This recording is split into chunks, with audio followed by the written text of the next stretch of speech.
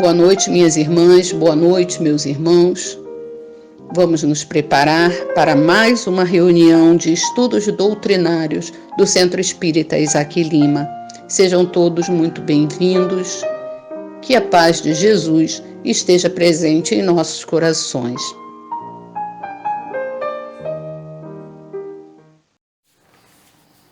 Mar da Vida, de Alan Filho, Sérgio Paulo, Carlos Alessandro.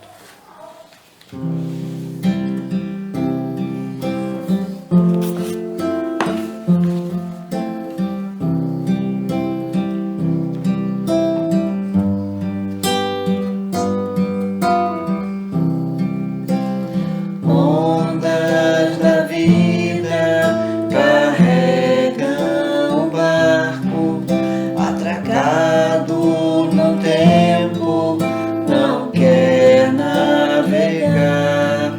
Naufraga em si mesmo, temendo os monstros que existem no mar.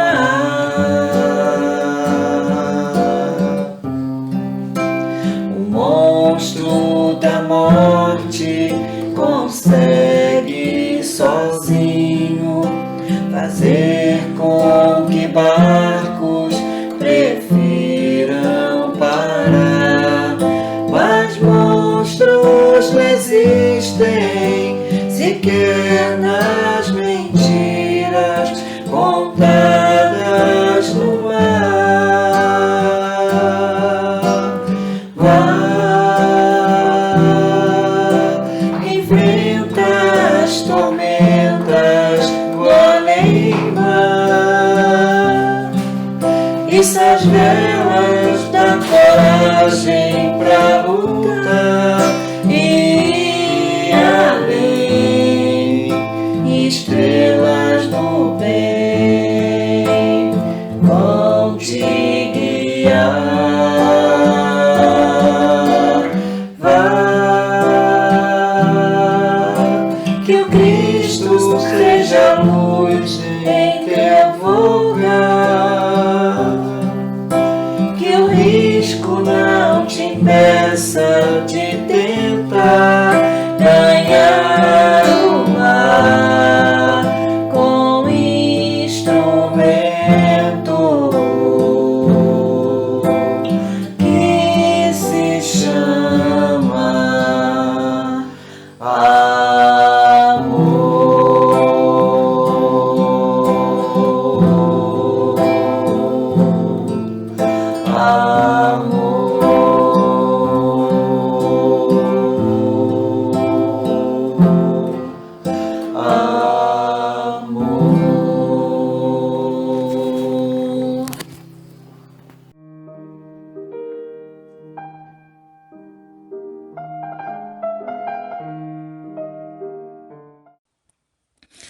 Página do livro Caminho Iluminado, psicografia de Francisco Cândido Xavier, pelo Espírito Emmanuel.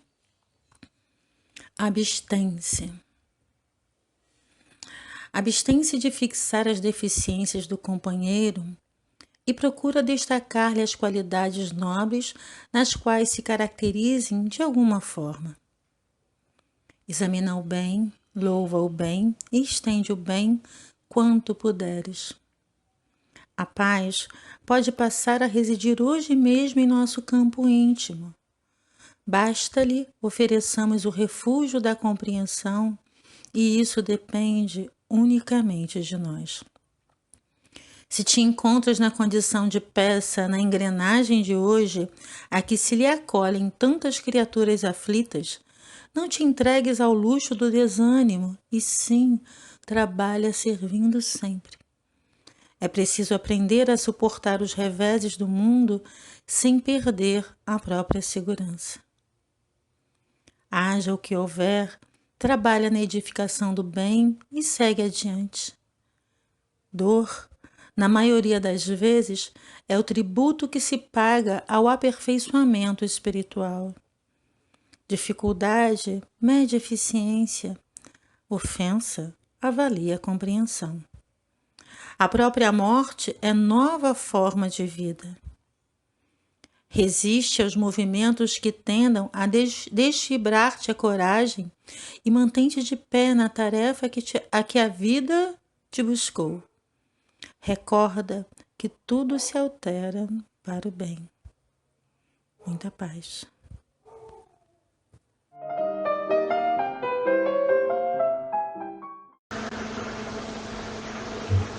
Boa noite, meus irmãos. Vamos unir nossos pensamentos e elevá-lo a Jesus, nosso Mestre querido, e agradecer por mais essa oportunidade de estarmos reunidos em nome dele para estudar essa doutrina maravilhosa de amor, de caridade e de esperança. Que possamos ter junto a nós os mentores da Casa Isaac Lima, nos intuindo para que possamos tirar o melhor proveito desse estudo.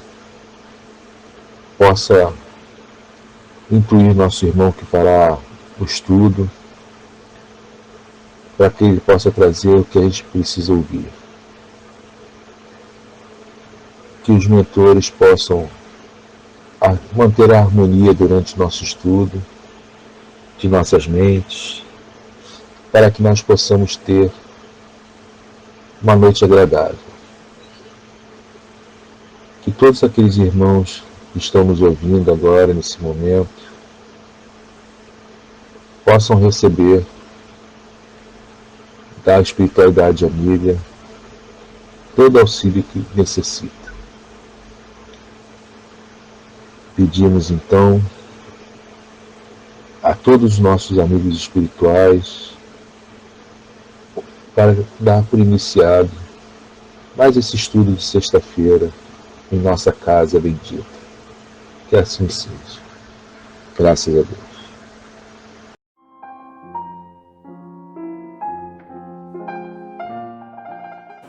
Então, meus irmãos, boa noite. Que a paz de Jesus possa estar conosco, né, nessa noite, em todos os nossos momentos das nossas vidas, né? Que o estudo de hoje possa ser produtivo, possamos estar em condições, né, de entender e de praticar, acima de tudo, né, o mais importante, os ensinamentos que a espiritualidade amiga nos deixa. O nosso estudo, ele é sobre o tema, o trabalho de pesquisa de Allan Kardec, né? O objetivo dele vai ser demonstrar, né, por quais caminhos o precursor do Espiritismo ele fez, né, ele percorreu para desenvolver, né, desenvolver e sistematizar a nossa doutrina, né? O Allan Kardec, ou Hippolyte de Leon Denis Rivaio, ele é hoje mais conhecido, né, pelo seu papel como grande precursor e até mesmo um apresentador do Espiritismo, sendo que no senso comum, ou seja, no conhecimento, digamos, mais popular, ele é considerado o fundador, né, do Espiritismo, o que não é de todo errado, mas, como vimos, né, o trabalho dele é um trabalho de sistematizador da doutrina espírita. Para conhecermos melhor, né, o trabalho de Allan Kardec dentro da doutrina e a relevância que ele adquiriu na mesma, né, é muito importante, assim como quando a gente vai estudar qualquer coisa, a gente colocar as questões em perspectiva. Entender o contexto em que as coisas aconteceram, que determinado acontecimento se deu, né?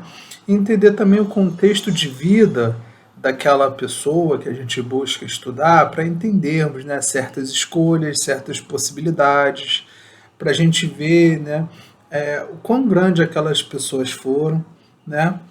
E também é importante, muitas vezes, a gente fazer uma retomada desses conhecimentos, né? Porque e dessas trajetórias que essas pessoas, né, essas grandes figuras históricas traçaram, para que a gente possa aprender, né?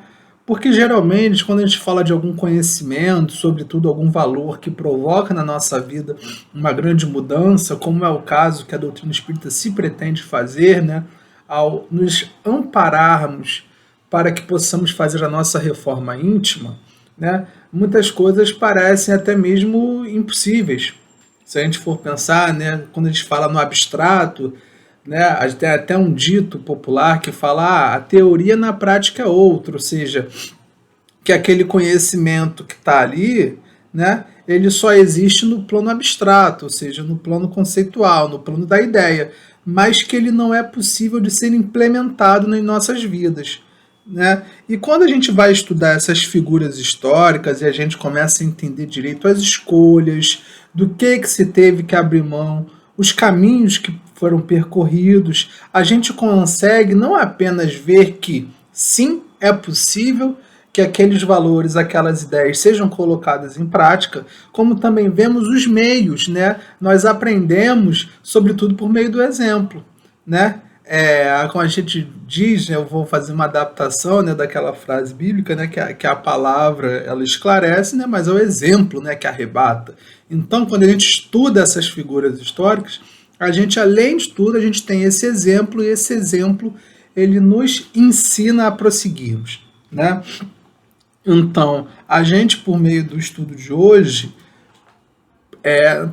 pretende não apenas colocarmos assim conhecimentos, mas de mostrar, de repente, um guia, um caminho que possa ser mais seguro na nossa trajetória de fazer a nossa reforma íntima, né?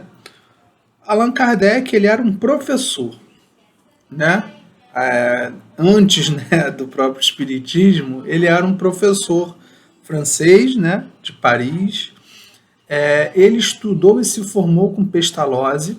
Para quem não conhece, né, quem não está inteirado, né, dos estudos no campo da educação, Pestalozzi ele foi um dos maiores educadores, não apenas de sua época, mas de toda a história da humanidade, ou seja, um dos grandes professores, o que produziu mais conhecimentos, né, sobre o tema da educação, sobre o como se educar crianças e jovens, desenvolveu métodos educacionais, tanto que a gente vê hoje, né, muitas escolas que a gente pode observar, aqui em Campo Grande mesmo tem, né, que tem esse nome Pestalozzi, em referência ao grande educador que ele foi. E Kardec se formou, né, enquanto professor junto de Pestalozzi, né? E Kardec sempre se destacou durante esses estudos, durante a sua formação, como um dos grandes estudantes de Pestalozzi e uma das pessoas que sucederiam as suas obras, né, que continuariam a pesquisar, né? Além disso, ele também fazia parte de uma sociedade, de uma academia científica francesa, né? Ou seja, Kardec não era apenas um professor no sentido estrito da profissão. Ele também era um cientista. E é importante a gente colocar, ele era um cientista com conhecimentos vastos em vários ramos do conhecimento, em vários campos do saber. Ele tinha uma formação humanística completa, né? Ele tinha muitos conhecimentos no campo das ciências sociais, como a história, como a filosofia, como a geografia, a geologia, no campo das ciências naturais e exatas, como a biologia, física, química, matemática. Então, assim, Kardec ele não se destacava apenas, né, por ser um grande conhecedor do campo restrito da educação. Ele tinha uma ampla formação geral, né? Ele era um grande acadêmico, né? Tanto que, né, ele foi relevante no campo educacional que, com todos esses conhecimentos, fora a competência que ele tinha enquanto professor, né, ele foi um dos grandes reformadores do sistema educacional público francês, né? Então, assim, ele foi um personagem, né, enquanto Hippolyte Léon, extremamente relevante para a sua época, né? Entretanto, uma coisa também que possamos considerar relevante, ele não era considerado um religioso, né? Como muitos cientistas de sua época, ele era marcado por um grande ceticismo com relação às religiões, em especial por conta do envolvimento, né, da imersão da Igreja Católica, que à época era a força religiosa dominante, né, junto com as estruturas de poder, junto com os diversos governos, né, que eram sempre muito misturados, né. Então isso fazia com que muitos cientistas daquela época, né, inspirados por um ideal de renovação, né? Inspirados pela necessidade de superar, né? De transbordar o dogmatismo religioso de sua época, né?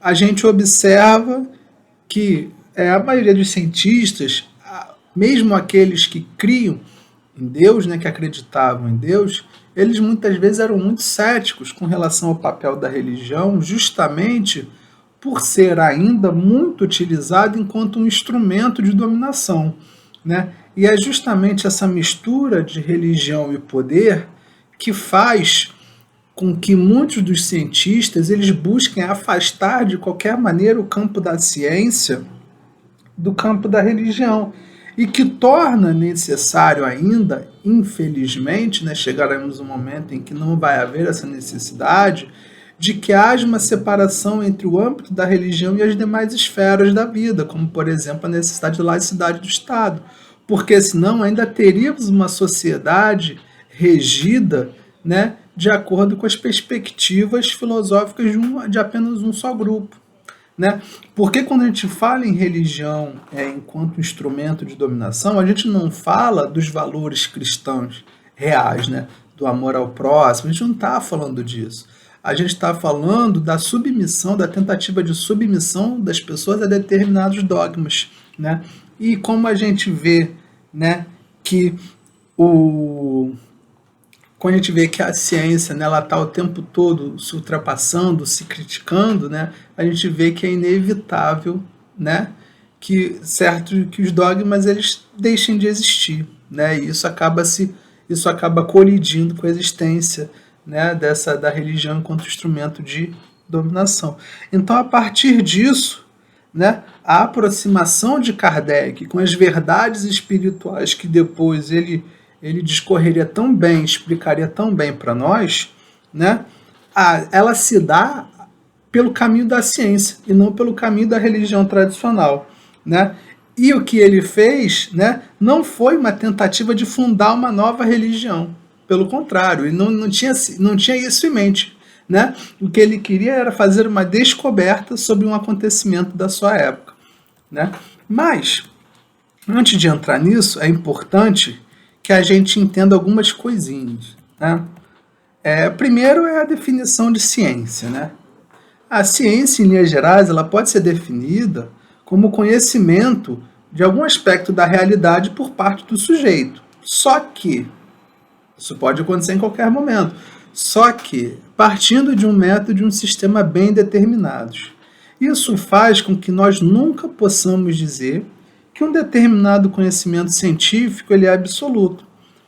Pois, se uma pessoa ela busca conhecer, né, entender melhor uma realidade, melhor um sujeito, melhor um determinado objeto, né, esse conhecimento, né, ele é relativo a um determinado período. Né, então ele não pode ser absoluto, ele não pode se converter num dogma. Né? Então, mesmo os conhecimentos científicos, ou até mesmo para que eles sejam considerados científicos de verdade, esses conhecimentos eles têm que evoluir com o tempo. Porque, convenhamos, né? Por exemplo, os instrumentos que as pessoas tinham para produzir um conhecimento científico há 500 anos atrás são muito diferentes dos conhecimentos de hoje. Né? Então, as descobertas possíveis, as verdades possíveis, elas vão variando conforme as estruturas elas se modificam, conforme as condições à disposição elas vão também evoluindo e conforme os conhecimentos acessíveis para as pessoas, né, elas também se modificam. Só que a grande diferença do conhecimento científico para outros tipos de conhecimento da realidade, seja a religião, ela é o compromisso que a pessoa ela tem com o método. Né? Tem um método bem definido, bem claro, tem uma série de exigências, né? O que faz com que esse conhecimento ele seja distinto, né, do ato de fé, né, do ato puro da fé. Né? Que a fé, né, como a gente entende tradicionalmente na religião, ele não admite questionamentos. Né? A fé ela não pode, o elemento da sua fé não pode ser questionado. não pode ser criticado no sentido de questionamento, de tentar entender melhor, de tentar avaliar, né?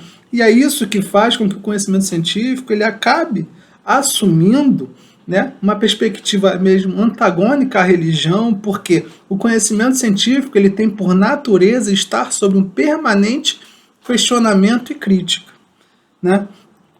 Então, a gente tem que compreender, né, e é fundamental isso, que os períodos históricos que são, né, ou que foram dominados por governos de caráter, digamos, mais autoritários, de estruturas de poder mais autoritárias, eles costumam ser avessos à ciência. Porque como a ciência pressupõe a existência da crítica enquanto forma de conhecer a realidade, né, e essas estruturas de poder elas buscam, né, uma dominação cega, apenas a aceitação, né, a ciência acaba sendo combatida. E foi esse o contexto histórico em que Allan Kardec, né, na época Hippolyte, ele se encontrava. Era um período histórico de transição, de um controle muito forte da igreja que se baseava nesses dogmas que tinham que ser aceitos e pronto, né? Ou seja, as verdades inquestionáveis de sua época, e um florescimento de muitos conhecimentos do campo científico. Então, dessa maneira, por mais que Allan Kardec fosse um personagem muito relevante para sua época, que tivesse muitos conhecimentos acumulados, justamente por ter esses conhecimentos, por propagar esses conhecimentos e neles acreditar, né, ele se tornava, digamos, uma figura de ameaça, né, à estrutura de poder em vigor. Como foi possível a gente observar no filme do Kardec, quem não viu, veja, é muito interessante, né? Allan Kardec ele foi perseguido pela igreja, sendo inclusive afastado das suas atividades como professor, por estimular essa posição mais crítica, né? E foi nesse contexto em que ele vivia que ele toma conhecimento dos fenômenos que aconteceram muito comuns nos salões franceses, que são as mesas girantes, né? Para quem não sabe, as mesas girantes eram grupos, né, fenômenos de salão, era como jogos e brincadeiras de salão. A gente pode considerar hoje, numa analogia, né, muito a grosso modo, a gente pode considerar esse fenômeno das mesas girantes como as brincadeiras do copo, do compasso, enfim, que eram jogos utilizados, comunicação com os espíritos, só que a partir das mesas, e as mesas faziam movimentos, ou seja, os espíritos captando as energias, né, daquelas pessoas que estavam ali, faziam movimentar a mesa e dando respostas, interagindo com aquelas pessoas. Ou seja, era um fenômeno inteiramente, era uma atividade mediúnica, claro, mas inteiramente voltada para a diversão, né? Para a brincadeira, não era levada a sério como a gente do espiritismo leva. Só que Kardec, ele como cientista que era, ele se mostrava bastante cético inicialmente e não acreditava, né, muito na presença desses espíritos. E ele começa a fazer disso uma atividade investigativa sua. Ele começa a investigar, calma aí, mas como essas mesas elas se mexem sozinhas, ou como essas forças, digamos, extracorpóreas, essas inteligências respondem? Como isso acontece? E começa a investigar, né? No filme é posto, né, que ele coloca para procurar se tinha alguma ligação elétrica, se tinha alguma tentativa de fraude. E tinha, obviamente, lugares em que havia essa fraude, né? Mas ele começa a investigar muito seriamente sobre o assunto e não deixa que o seu ceticismo ele o faça estabelecer um preconceito que o paralisasse. O que eu quero dizer com isso? Que seria muito fácil se Kardec simplesmente falasse, olha, eu não acredito nesse negócio de espírito, isso é uma mentira, então eu não vou investigar. Eu vi aqui, achei uma fraude, pronto, todos os casos são assim. Não.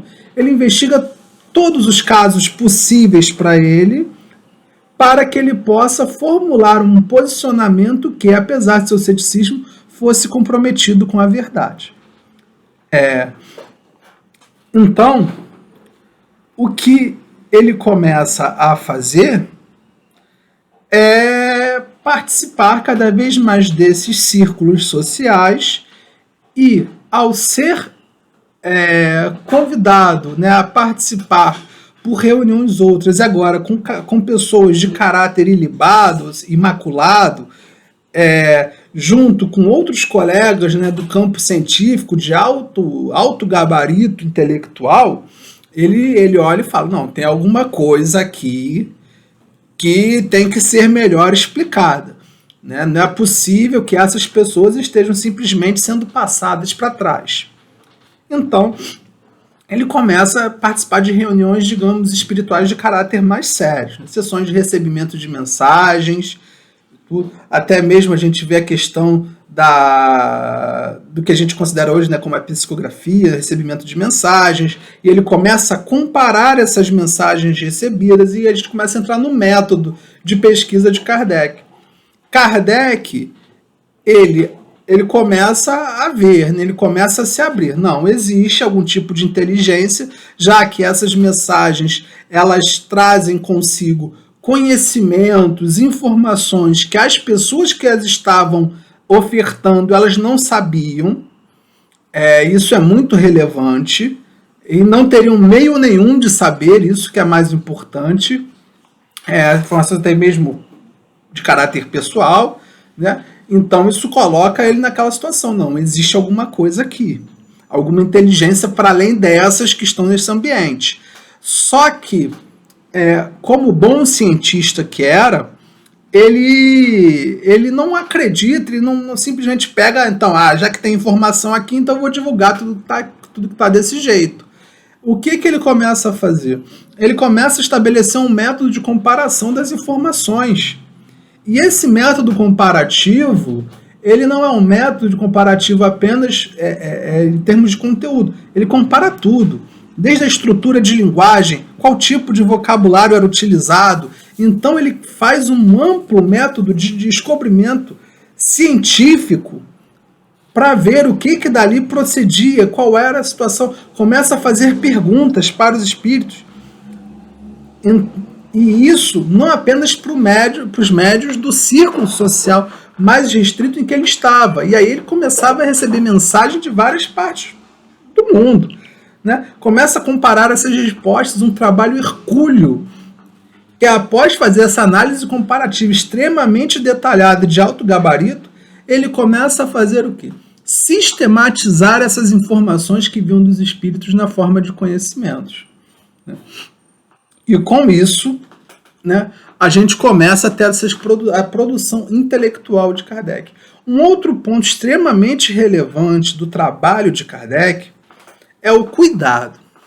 Porque Kardec não foi apenas cuidadoso no método para obtenção de informações, ou seja, para comparar, para perguntar, mas ele teve um cuidado muito grande no momento de divulgar essas informações. E isso também faz parte do método científico. Ele não podia apenas sair divulgando tudo que ele recebia.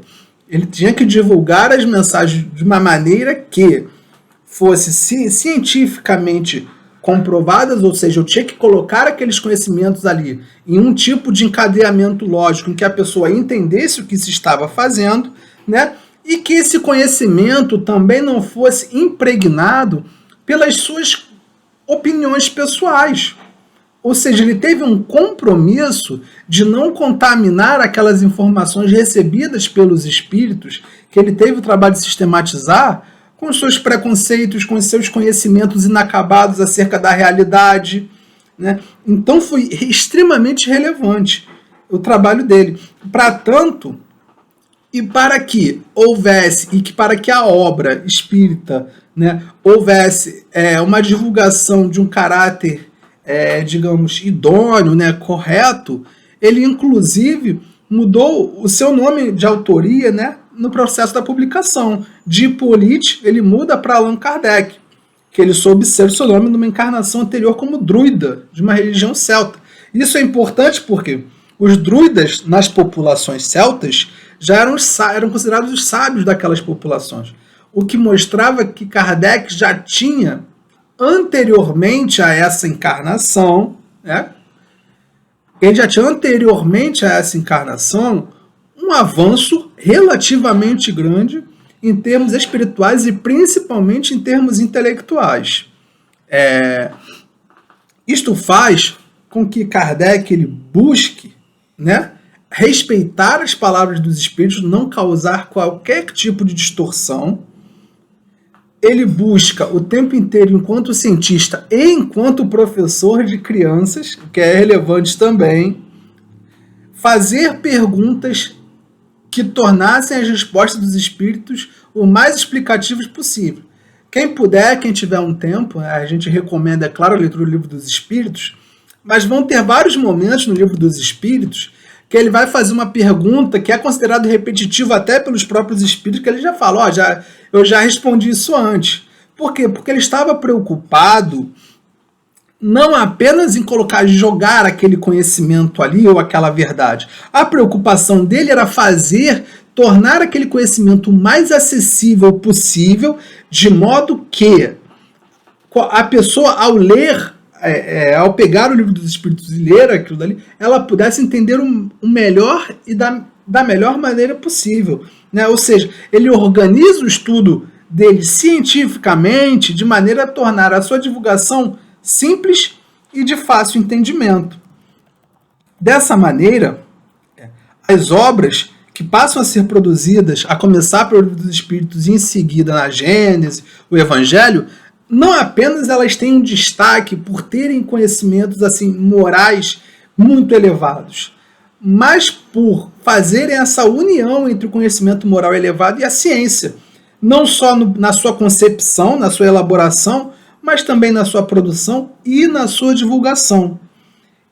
E esse rigor, né, ele ainda é justificado por um dos maiores cientistas, um dos maiores educadores da sua época, que não usou em tempo nenhum o seu prestígio como forma de fazer com que as suas teorias fossem imediatamente aceitas. Né? Para isso mudou o nome, colocando-se enquanto anônimo, para que a obra por si só, pela potência que ela tinha, pela força de descortinar várias verdades, elas fossem aceitas e reproduzidas. Né? E agora, chegando, né, nos aproximando do final, então o que a gente observa é que, em tempo nenhum, a aproximação de Kardec com a doutrina espírita, e como os conhecimentos espirituais, né, que ainda não existia uma doutrina espírita, ela não é uma mera satisfação de curiosidades, ou seja, ele se distingue da sociedade francesa, ou do grosso da sociedade francesa, que buscava essa relação com os espíritos para satisfação de curiosidade, para realização de brincadeiras, né? Como ainda existe, é muito comum hoje, e nem para satisfação da vontade própria, e nem aquela coisa, então eu quero saber a mensagem do fulano de tal que morreu, que eu gostava muito, estava com saudade. Não, ele buscou ali o conhecimento, e é isso que ele nos coloca, enquanto que a doutrina espírita ela pode nos trazer. É o consolo? Claro, pode e deve nos trazer o consolo, mas principalmente que a gente busque conhecer essa verdade espiritual, e é claro que ela vai servir para nós de consolo, isso é óbvio, mas que se a gente aproxime cientificamente dela. E essa aproximação científica, ela pressupõe, né? Ela pressupõe uma profunda reflexão, não só sobre aqueles conhecimentos que a gente está se defrontando, mas também da nossa prática, da nossa conduta. Né? O que a gente faz com os conhecimentos que a gente tem. E o que é mais especial em Allan Kardec é que, mesmo ele sendo extremamente cético, mesmo ele sendo perseguido pela Igreja Católica, a gente vê também o Auto de Fé de Barcelona, com a queima dos livros produzidos por Allan Kardec, a gente vê a perseguição que ele sofreu na Igreja Católica, ele em nenhum momento ele deixa de reconhecer a importância dos valores, da moral e dos conhecimentos cristãos. Pelo contrário, ele enxerga tudo isso muito articulado. E nesse aspecto, então, a ciência que Kardec traz, ela não busca combater a religião, mas o proselitismo, o fundamentalismo religioso, que o objetivo é superar esse fundamentalismo, esse dogmatismo, essa fé irracional, vamos dizer assim, para construir uma fé esclarecida, em que os adeptos da doutrina, os adeptos do espiritismo, eles sejam conscientes das suas ações, né? E tenham essa adesão aos valores, aos princípios, às ideias, aos conhecimentos, que coloquem esses conhecimentos em prática, uma adesão ativa, né? Em que cada pessoa, ao conhecer a realidade espiritual, ao tomar pé desses conhecimentos, possa se conhecer melhor a sua realidade em todas as suas dimensões e, dessa maneira, vai ter a ferramenta, né, vai ter todo o ferramenta do arcabouço de instrumentos que vão jogar para frente a sua evolução individual. E ao evoluírem individualmente, vão também ser elementos de promoção da evolução coletiva da sociedade. Por quê? Porque não se evolui sozinho. Porque a evolução, a reforma íntima, ela é individual, mas ela só se realiza e se efetiva individualmente, particularmente, na nossa vida em sociedade. Nenhum ser humano se faz sozinho. Eu só posso, por exemplo, ser caridoso se eu sou caridoso com outra pessoa. Eu não posso ser caridoso sozinho. Eu sou caridoso comigo mesmo. Isso não é caridade. Eu só posso amar se eu amo outra pessoa, amando outra pessoa. Ou seja, todas as práticas, né, que vão promover essa reforma íntima, individual, elas são práticas em sociedade. Então a nossa melhoria tem que ser uma melhoria também do conjunto da sociedade em que a gente se encontra, né? E o que Kardec nos deixa mais claros, né, para finalizar o nosso estudo, é a necessidade de ser espírita pressupõe ser estudioso. Ser estudioso não pressupõe ter títulos acadêmicos ou ter uma grande, até mesmo uma grande formação intelectual. Não, cada um com os seus limites, mas estudar o máximo que for possível, refletir o máximo que for possível, porque também só estudar, só acumular conhecimento não quer dizer nada, né? É um conjunto de informações sem consequência. Estudar o espiritismo quer dizer, é fazer como Kardec, estudar de maneira científica, pegar o conhecimento que se tem e que se possa ter e aplicar na realidade e dar consequência, fazer com que aquele conhecimento floresça não apenas para si, mas como instrumento de melhoria da vida das pessoas que nos cercam. Então, é um conhecimento científico de base cristã, né? E que vai ter como produto ações melhores, uma sociedade melhor. Esse é o grande legado que Kardec nos deixa como o seu trabalho de pesquisa, como a sua ciência, né? É nos mostrar como o conhecimento científico corretamente aplicado e como o espiritismo ele pode nos promover isso, é um instrumento da nossa melhoria. E quando falo nossa melhoria, é uma melhoria individual e também coletiva. Então, meus irmãos, eu agradeço, né? Para encerrar, gostaria de agradecer muito a atenção de vocês nessa noite, agradecer muito, né, o trabalho realizado por Allan Kardec junto à espiritualidade e retomar, né, uma frase até que o Cristo nos deixou, que é muito importante, que é: conheceis a verdade, ela vos libertará. Não adianta a gente se iludir, buscar se enganar, né, com meias verdades. O compromisso do Espiritismo é estudar, é aprender, é conhecer cada vez mais e conhecendo cada vez mais para agirmos cada vez melhor, né? Então temos uma ótima noite, um ótimo final de semana que se inicia e que possamos, né, o tempo inteiro, tendo o guia seguro de Kardec, né, aprender e buscar, né, nos melhorarmos cada vez mais. Fiquem em paz.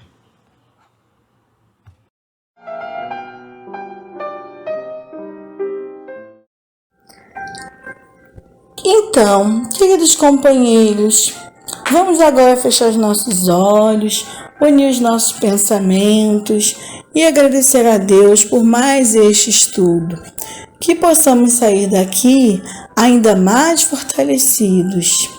Que o nosso Mestre Jesus, nossos amigos espirituais, nos inspirem para que possamos ser criaturas melhores e possamos ser luz para todos aqueles que nos cercam.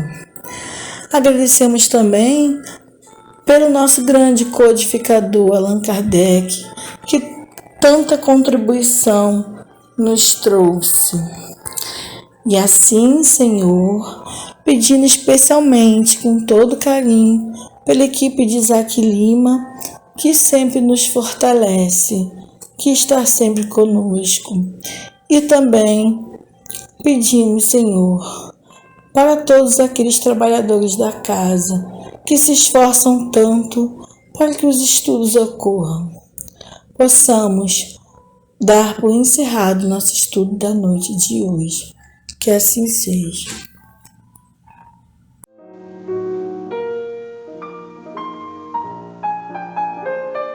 Ao final desta reunião, nós só temos a agradecer a todos os que nos ouviram, todos os que participaram desta reunião, todos os que interagiram. Agradecemos a todos aqueles que colaboraram para que a reunião fosse feita nesta noite. De forma geral, agradecemos a todos os nossos irmãos e irmãs que colaboraram. Uma boa noite a todos, que todos possamos ter uma próxima semana de muita paz, harmonia, equilíbrio e que estejamos prontos para nos reencontrar na próxima semana. Um grande abraço a todos e uma boa noite.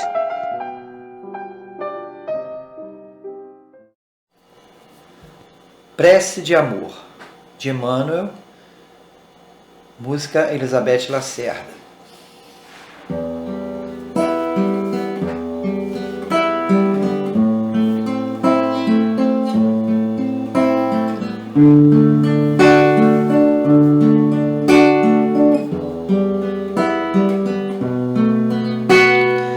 Como estiveres agora, nosso bom Deus te guarde. Como estiveres pensando, nosso bom Deus te use. Onde te encontres na vida, que Deus te ilumine. Com quem estejas seguindo, nosso Senhor te guie. No que fizeres tu, peça ao bom Deus que possa te amparar, e em cada passo teu a mão de Deus virá te abençoar.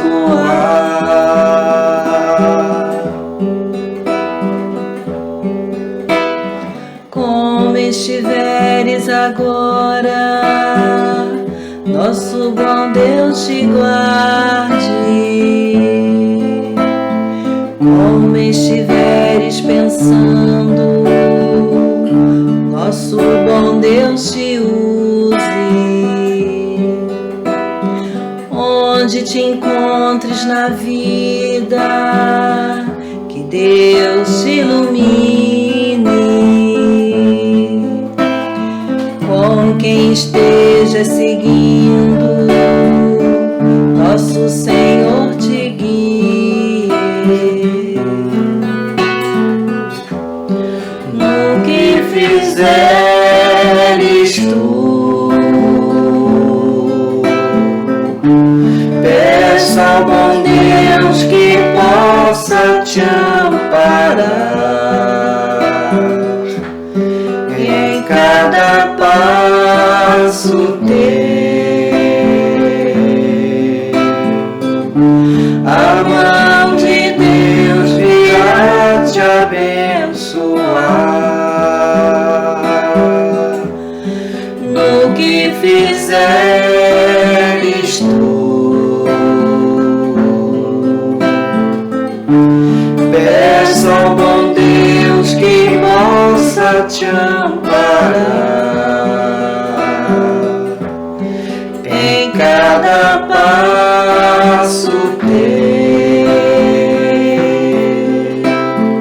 a mão de Deus virá te abençoar.